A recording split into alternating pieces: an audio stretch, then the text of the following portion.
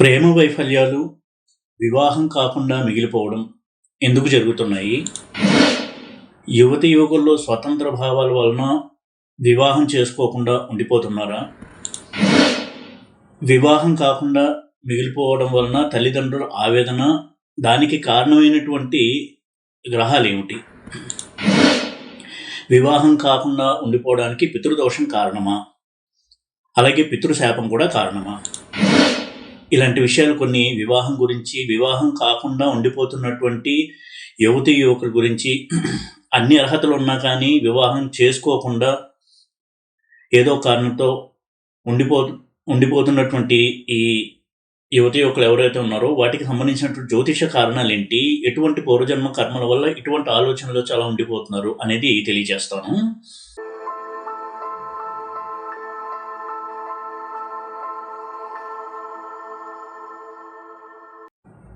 ఓం నమో వెంకటేశాయ. జ్యోతిషరత్నాకరం ఛానల్కి స్వాగతం. ఈ వీడియోలో ఇటీవల కాలంలో వివాహం చేసుకోకుండా సింగిల్గా ఉండిపోతున్నటువంటి యువతి యువకులను చూస్తున్నాము. యువకులు కూడా చాలామంది అలా ఉండిపోవడం చూస్తున్నాము. అయితే దీనికి కారణాలు ఏమిటి? జ్యోతిషపరమైన కారణాలు, ఏ గ్రహాలు, ఏ స్థానాలు కారణాలు, అలాగే పూర్వజన్మ కర్మలు ఎంతవరకు కారణము, ఇది మనం ముందే కొంత గమనించి ఏమన్నా వారికి కౌన్సిలింగ్ లాంటివి ఇవ్వడము, అలాగే పితృదోషం కారణమా, ఇటువంటి పితృదోషం కనుక కారణమైతే ఎటువంటి జాగ్రత్తలు తీసుకోవాలి, ఇలాంటివి కొన్ని తెలియజేస్తాను. నేను చూసిన చాలా కన్సల్టేషన్స్లో చాలామంది అబ్బాయిలు వివాహం చేసుకోకుండా సింగిల్గా మిగిలిపోతున్న వాళ్ళు ఉన్నారు. దానికి కారణము వారెవరో అమ్మాయిని ప్రేమించడము, అది ఇంటర్ కాస్ట్ కావచ్చు, మరొకటి కావచ్చు, ఆ లవ్ అనేది వర్కౌట్ అవ్వకపోవడము, ఇక అలాగా మిగిలిపోవడం. ఇటువంటి యాటిట్యూడ్, ఇటువంటి మెంటాలిటీస్ ఉన్నటువంటి యువకుల్ని చాలామంది చూస్తున్నాము. మరికొంతమంది వివాహం అయితే ఆ కమిట్మెంట్స్ భరించలేము, దానివల్ల ఇండిపెండెంట్గా ఫ్రీగా ఉండొచ్చు అనేటువంటి భావనలో ఉన్నటువంటి వాళ్ళు ఉన్నారు. వాళ్ళ ఫ్రెండ్స్ యొక్క మ్యారీడ్ లైఫ్ చూసి, డైవర్సెస్ చూసి, నాకెందుకు ఈ సమస్య, ఇలాగే ఉండిపోతున్నాం అనేటువంటి భావనలు ఉన్నారు. ఇవన్నీ కూడా జరుగుతున్నటువంటి నేపథ్యంలో వాళ్ళ చార్ట్స్లో ఎటువంటి ప్లానెట్స్ ఇలాంటి ఆలోచనకి కారణమవుతాయి అనేది నేను చూడడం జరిగింది. ఏదో ఒకటో రెండో ఎగ్జాంపుల్స్ కాకుండా చాలా కేసెస్ చూడడం జరిగింది. కాబట్టి ఇటువంటి కాంబినేషన్స్ను కొంత ప్రస్తావిద్దాము, నా అబ్జర్వేషన్ని, నా రీసెర్చ్ని కొంత షేర్ చేసుకుందాము అనేటువంటి ఉద్దేశంతో ఈ వీడియో చేస్తున్నాను. చాలామంది అబ్బాయిల విషయంలో లవ్ ఫెయిల్యూర్ అయ్యి మ్యారేజ్ అనేది చేసుకోకుండా ఉంటున్న శాతమే ఎక్కువగా ఉంది, ఇందాక చెప్పినటువంటి ఇతర కారణాల కంటే కూడా. వారి చార్ట్ కనుక చూసినట్టయితే వారి చార్ట్లో 5th హౌస్, 5th లార్డ్, పంచమారూఢము తీవ్రంగా అఫ్లిక్ట్ అవ్వడం అనేది చూడొచ్చు, అంటే పాడవడం అనేది చూడొచ్చు. అది కూడా రాహుకేతువుల వలన. ఎప్పుడైతే రాహుకేతువులు ఈ స్థానాల్ని, ఈ ఆరూఢాల్ని, ఈ గ్రహాల్ని బలంగా ప్రభావితం చేస్తారో ఇటువంటి ఆలోచనలను వారు కలిగి ఉంటున్నారు. అవడానికి చాలా మంచి వ్యక్తులై ఉంటారు, తల్లిదండ్రుల మీద చాలా ప్రేమ ఉంటుంది. కానీ వారి వ్యక్తిగత విషయాలకు వచ్చేటప్పటికి మాత్రము వివాహం విషయంలో ఏమాత్రం ఇంట్రెస్ట్ చూపకుండా సింగిల్గా ఉండడానికే వాళ్ళు డిసైడ్ అవుతున్నారు. మరి దీని వెనకాల ఇప్పుడు జరిగినటువంటి ఇన్సిడెంట్సే కారణమా, పూర్వజన్మ కర్మలు కూడా కారణమా, రుణాలు కారణమా అనేది కూడా అనలైజ్ చేసినప్పుడు తప్పకుండా మనకి పూర్వకర్మ రుణాలు, ఆ బంధాలే కారణంగా కనిపిస్తాయి. ఎందుకంటే జ్యోతిష్యంలో కేంద్ర కోణాలకు చాలా ప్రాముఖ్యత ఇవ్వబడింది. కేంద్రాలు ఇప్పుడు కూడా విష్ణు స్థానాలుగా చెప్పారు. అంటే అవి ఒక మనిషి యొక్క లైఫ్లో ముఖ్యమైనటువంటి స్టేజెస్ని తెలియజేసే స్థానాలు. లగ్నం అనేది కేంద్రం, కోణం 2 అవుతుంది. కేంద్రం విషయానికి వస్తే 4, 7, 10 అంటే 4, 7, 10. 4 అంటే ఎడ్యుకేషను, గృహ సౌఖ్యము, తన ఇంట్లో బంధువులతో ఉన్నటువంటి రిలేషన్, ఇవన్నీ సూచిస్తే 7th హౌస్ అనేది లైఫ్ పార్ట్నర్ని సూచిస్తుంది. 10th హౌస్ అనేది ఒక కెరియర్, సమాజంలో లైమ్ లైట్లో ఉండడము, గుర్తింపు తెచ్చుకోవడం, ఇవి 10th హౌస్ సూచిస్తుంది. అయితే వీటికంటే కూడా చాలా ముఖ్యమైనటువంటి స్థానాలు కోణస్థానాలు. 5th హౌస్, 9th హౌస్, ఇవి పూర్వజన్మ ఫలాల్ని సూచించే స్థానాలు. ప్రత్యేకంగా 5th హౌస్ అనేది పూర్వపుణ్యస్థానము, 9th హౌస్ అనేది పితృస్థానము. అంటే పితృదేవతలకు సంబంధించినటువంటి కర్మలు, ఆ దోషాలు, ఆ శాపాలు తెలియజేసేటువంటిది 9th హౌస్. ఈ విధంగా చూసినప్పుడు కొన్ని కాంబినేషన్స్ కనుక చూసినట్టయితే వీరు తప్పకుండా లవ్ ఫెయిల్యూర్ అయ్యి వివాహం చేసుకోకూడదు అనేటువంటి నిర్ణయానికి వచ్చారు అని మనం అనుకోవచ్చు. అయితే దీనికి రెమెడీ ఏంటండి అంటే కొంతవరకు వారికి కౌన్సిలింగ్ ఇవ్వడము, అలాగే వారింట్లో ఎప్పుడు కూడా పితృ దోషానికి నివారణ పూజలు చేసుకుంటూ ఉండడము, పితృకర్మలు శ్రద్ధగా చేస్తూ ఉండడము, కొంత నియమనిష్టలతో ఉండడము, డివైన్ ఎన్వైర్న్మెంట్లో ఉండడము, ఇవి చాలా మటుకు ఈ పితృదోషం యొక్క తీవ్రతని తగ్గిస్తాయి. నా అబ్జర్వేషన్లో నేను చూసినటువంటి కేస్ స్టడీస్ కనుక చూసినట్టయితే అవి మీతో ఇప్పుడు షేర్ చేస్తాను. కొన్ని స్థానాలు, గ్రహాలు, ఆరూఢాలు తప్పకుండా ఇటువంటి సిచ్యువేషన్కి కారణమవుతున్నాయి. 5th హౌస్ అనేది పూర్వపుణ్యస్థానం.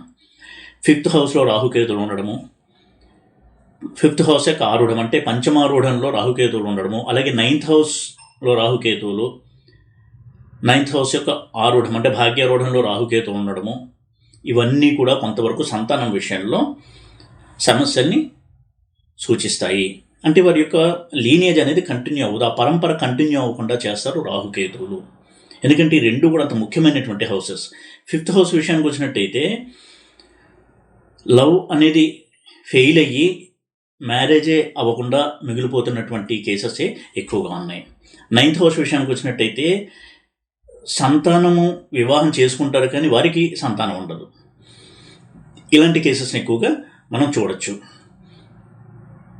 అలాగే 5th హౌస్లో పంచమారూఢంలో రాహుకేతువులు ఉండడము, బుధుడు, శని ఇటువంటి గ్రహాలు రాహుతో కానీ కేతువుతో కానీ కలిసి ఉండడము, అలాగే 5th హౌస్లో రాహు కానీ కేతువు కానీ ఉండి అందులో నీచలో ఉన్న గ్రహాలు ఉండడము, ముఖ్యంగా శుక్రుడు వంటి గ్రహాలు, ఇవన్నీ కూడా కొంత ప్రాబ్లమాటిక్ ప్లేస్మెంట్నే సూచిస్తాయి. నీచలో ఉన్న గ్రహాలు, వక్రించి నీచలో ఉన్న గ్రహాలు, ఇవన్నీ కూడా ఎప్పుడూ కూడా ఆ హౌస్ యొక్క పోర్ట్ఫోలియోని తీవ్రంగా దెబ్బతీస్తాయి. అయితే 5th హౌస్లో రాహుకేతులు, బుధుడు, శని వంటి ప్లానెట్స్తో ఉన్నప్పుడు 7th లార్డ్ కానీ 7th హౌస్ యొక్క ఆరూఢం కానీ అదే హౌస్లో కనుక్కున్నట్టయితే అప్పుడు కూడా వివాహం అనేది జరగకుండా వాళ్ళు మిగిలిపోతారు. ఎందుకంటే ఇక్కడ కేవలం లవ్ ఫెయిల్యూరే కాకుండా వివాహానికి సంబంధించినటువంటి కనెక్షన్ కూడా ఉండి ఆ స్థానాలు, ఆరూఢాలు, ఆ గ్రహాలు కనుక పాడినట్టయితే తప్పకుండా వారు జీవితంలో ఒంటరిగానే ఉంటూ వారికి పితృకర్మలు చేసేవారు లేకుండా మిగిలిపోతారు. అయితే ఈ రోజుల్లో చాలామందికి ఆధ్యాత్మికత, ఆస్ట్రాలజీ వీటి మీద అవగాహన, ఆసక్తి పెరుగుతోంది. కాబట్టే ఈ సందర్భంలో మన శాస్త్రాల్లో పితృకర్మలకి ఒక వంశపరంపర కొనసాగడమైన దానికి ఎంత ప్రాముఖ్యత ఇచ్చారు అని తెలుసుకోవడము, అలాగే inter caste marriages, inter religious marriages వల్ల పితృకర్మలు ఎంత పాడవుతాయి, ఎంత లోపిస్తాయి అనేది కూడా తెలుసుకున్నట్టయితే ఇప్పుడున్న జనరేషన్ వాళ్ళకి కనుక సైంటిఫిక్గా ఇటువంటి వివరణ కనుక ఇవ్వగలిగితే ఇలాంటి inter caste marriages, inter religious marriage వైపుకు వెళ్ళడానికి కొంత ఆలోచించేటువంటి అవకాశం కూడా వాళ్ళకి కలుగుతుంది. అటువంటి సహాయం వారి తల్లిదండ్రులు, ఆ తరంలోని వారు చేయడం అనేది మంచిది. అలాంటి విషయాలను కూడా నేను ఎప్పుడు సందర్భం వచ్చినా నా వీడియోలో నేను ప్రస్తావిస్తున్నాను. అలాగే ఎప్పుడైతే రాహుకేతువులు 5th, 7th, 5th house ఆరూఢాన్ని, 7th house ఆరూఢాన్ని, భాగ్యారూఢాన్ని, 9th హౌస్ని ప్రభావితం చేస్తారో అది వారి యొక్క లీనియేజ్ అంటే వంశ పరంపరని నెగిటివ్గా ప్రభావితం చేస్తుంది.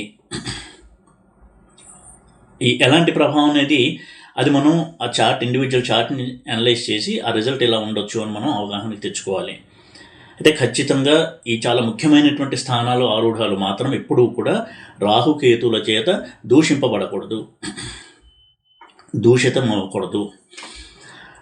అలాగే 5th హౌస్ ఎంత ముఖ్యమో 5th హౌస్ యొక్క ఆరూఢం కూడా అంతే ముఖ్యం. 9th హౌస్ ఎంత ముఖ్యమో 9th హౌస్ యొక్క ఆరూఢం అంతే ముఖ్యం. ఇవి ఎప్పుడు కూడా హెల్దీగా ఉండాలి. అంటే ఆరూఢం అంటే ఏంటి అనేది క్లుప్తంగా తెలియజేస్తాను. ఒక హారోస్కోప్ని ఎగ్జాంపుల్గా తీసుకుందాం. మేషలగ్న జాతకుడు, లగ్నం మేషము, దానికి 5th హౌస్ అనేది సింహం అవుతుంది. దానికి అధిపతి రవి. ఆ జాతకుడికి, ఆ మేషలగ్న జాతకుడికి రవి కనుక ఉదాహరణకి తులలో ఉన్నాడు అంటే 5th హౌస్ అయినటువంటి సింహం నుంచి 3వ ఇంట్లో అంటే తులలో 3వ ఇంట్లో ఉన్నాడు. అక్కడి నుంచి 3వ ఇల్లు అయినటువంటి ధనస్సు 5th హౌస్ యొక్క ఆరూఢం అవుతుంది. ఇలా ప్రతి హౌస్కి ఆరూఢాన్ని కనుక్కోవాలి. ఈ విధంగా మనం చూసినప్పుడు 5th హౌస్ ఆరూఢం, పంచమారూఢము, 9th హౌస్ యొక్క ఆరూఢం భాగ్యారూఢం అనేది మన పూర్వ పుణ్యాన్ని, పూర్వ జన్మలో చేసినటువంటి కర్మల్ని, పుణ్యపాపాలని, దోషాలని, శాపాలని సూచిస్తుంది. కాబట్టి అటువంటి ఉన్నట్టు అయితే రాహుకేతులకు శాంతి చేయించడము, పితృదోష పరిహార పూజలు చేయడము చాలా చాలా మంచిది. అది ఫ్యూచర్లో ఇంకా కంటిన్యూ అవ్వకుండా మనం కొంత నివారణ చేసుకోవడానికి సహాయపడతాయి ఇటువంటి పరిహారాలు. ఇమీడియట్గా ఇప్పుడు అతని డెస్టినీ మారకపోవచ్చు, కానీ ఫ్యూచర్ జనరేషన్స్ అయినా సేఫ్ గార్డ్ చేసుకోవాలంటే ఇటువంటి జాగ్రత్తలు తీసుకోవాలి.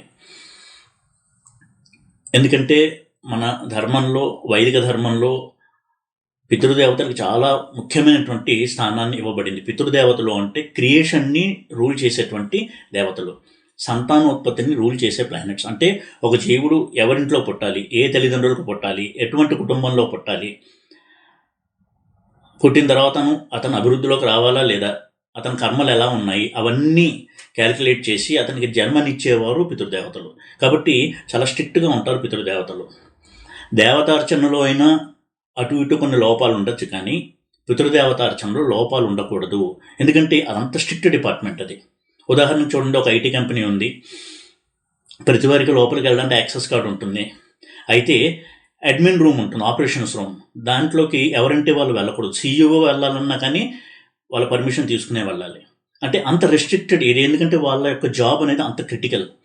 ఆ డేటాబేసెస్ ఉంటాయి వాళ్ళ దగ్గర, ముఖ్యమైనటువంటి సమాచారం ఉంటుంది. ఏదైనా చిన్న పొరపాటు జరిగితే సంస్థకే పెద్ద నష్టం వస్తుంది. అటువంటి ఒక డిపార్ట్మెంట్ పితృదేవతల డిపార్ట్మెంట్.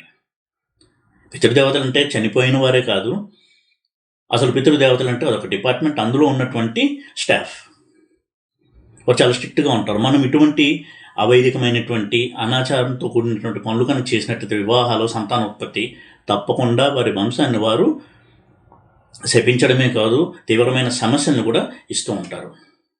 పిల్లలు ఆరోగ్యంగా పుట్టకపోవడము, ఆటిజం, పిల్లలకి పెళ్ళిళ్ళు కాకపోవడము, వీటన్నిటికీ కూడా పితృదోషాలే కారణంగా మనం చెప్పాలి. ప్రధాన కారణం అక్కడ రాహుకేతువుల పాత్ర తప్పకుండా ఉంటుంది. అయితే ఈ జెమినీ సిస్టమ్ను అనలైజ్ చేయకుండా కేవలం 5th హౌస్, 9th హౌస్ని మాత్రమే చూసినట్టయితే వాటి మీద రాహుకేతువుల ప్రభావం ఉండకపోయినప్పటికీ పుత్రకారక గ్రహము, పంచమారూఢము, భాగ్యారూఢము ఇటువంటి స్థానాల మీద తప్పకుండా రాహుకేతువుల పాత్ర ఉంటుంది. అలా ఉన్నప్పుడు మాత్రమే ఇటువంటి సమస్యలు వస్తాయి. ఈ విధంగా అర్థం చేసుకుని ఇక్కడి నుంచి అయినా జీవన శైలిని, సరళిని కొంత సరి చేసుకుని కనుక ఉన్నట్టయితే ఫ్యూచర్ జనరేషన్స్ అయినా కానీ కొంతవరకు బాగుపడతాయి. ఈ రోజులో పితృదోషంతో సమస్యలు అనుభవిస్తున్న వారి యొక్క సంఖ్య, ఆ పాపులేషన్ అనేది చాలా చాలా ఎక్కువగా ఉంది. ఇంటర్ క్యాస్ట్ మ్యారేజెస్ చాలా కామన్ అయిపోయాయి. అలాగే పితృకర్మలను లోపించాయి, సరిగ్గా పెట్టడం లేదు. ఏదో ఇప్పుడు ఎలా పెడితే సరిపోతుంది అంటే ఏదో చిన్న షార్ట్ కట్ చెప్పడము, అది పెట్టేసి చేతులు దులుపుకోవడము, ఇలా చేయడం వల్ల తప్పకుండా వారి యొక్క వంశానికి, ఆ పరంపరకి చాలా తీవ్రమైనటువంటి నష్టం కలగజేసిన వారం అవుతాము. ఎందుకంటే పితృదేవతలు తృప్తి చెందినప్పుడు ఆ వంశంలో వారందరూ కూడా సుఖంగా ఉండాలి అని దీవిస్తారు. అందుకే వివాహం చేసేటప్పుడు కూడా పితృదేవత ఆరాధన అనేది ఉంటుంది మన సంస్కృతిలో. ఎందుకంటే అమ్మాయి అబ్బాయి వివాహం చేసుకుని లైఫ్ స్టార్ట్ చేస్తున్నారు అంటే వారికి పితృదేవతల ఆశీర్వాదాన్ని అందిస్తారు. ఇంత ముఖ్యమైనది పితృదేవతల ఆశీర్వాదం కావచ్చు, అంత తీవ్రమైనది పితృదోషం. కాబట్టి ఇటువంటి ఆలోచనలు పిల్లలకు రాకూడదు అంటే తల్లిదండ్రులు కూడా కొంతవరకు వీటిని పిల్లలకి చెప్పడము, వీటి యొక్క ప్రాధాన్యతని అనేది చాలా ముఖ్యము. లేకపోతే ఇటువంటి అర్ధరహితమైనటువంటి పనులు చేసి జీవితాన్ని కూడా పాడు చేసుకుంటున్న వారి సంఖ్య చాలా ఎక్కువగా ఉంటుంది. అంటే తెలివి పెడదారి పట్టడము. తల్లిదండ్రులను చాలా బాగా చూసుకుంటారు, చాలా ప్రేమగా ఉంటారు, వారికి కావలసినవన్నీ సమకూరుస్తారు, కానీ పెళ్లి చేసుకో అనే విషయంలో మాత్రం తల్లిదండ్రులకు అధికారం ఉండదు. వాళ్ళు చెప్పకూడదు. కన్ని పెంచిన తల్లిదండ్రులు పెళ్లి చేసుకో అని చెప్పకూడదు. ఇతని ఇష్టం, ఇతను ప్రేమిస్తాడు, ప్రేమించినప్పుడు తల్లిదండ్రులను అడగడు. పెళ్లి చేసుకోవాలా లేదా అనేది ఇతని ఇష్టం. మరి ఇది ఏ రకమైన ప్రేమ అవుతుందో ఆలోచించుకోవాలి. ఇటువంటి మెంటాలిటీ ఇచ్చేది కూడా రాహువే. రాహు ఉన్నప్పుడే ఇటువంటి డ్యూయల్ మెంటాలిటీ అనేది ఉంటుంది. తన సుఖము, తన ఆలోచన, ఇటువంటి మెంటాలిటీ ఇచ్చేవాడు రాహువు. సెల్ఫ్ సెంట్రిక్ పర్సన్స్ అంటాము. అంటే మరి ఆ ప్రేమలో, తల్లిదండ్రుల మీద ఉన్న ప్రేమలో ఎంతవరకు సిన్సియారిటీ ఉంది అనేది ఆలోచించుకోవాలి. అది నిజంగా ప్రేమ ఉంటుందా? ఈ విధంగా రాహు యొక్క, కేతు యొక్క పాత్రని గమనించి తగు పరిహారాలు కనుక చేసుకుంటూ ఉన్నట్టయితే తప్పకుండా ఈ దోష తీవ్రత తగ్గుతుంది. ఫ్యూచర్ జనరేషన్స్ కూడా మనం కాపాడుకున్న వారము అవుతాము. ఈ వీడియో కనుక మీకు నచ్చినట్టయితే లైక్ చేసి, షేర్ చేసి, సబ్స్క్రైబ్ చేయండి. ఓం నమో వెంకటేశాయ.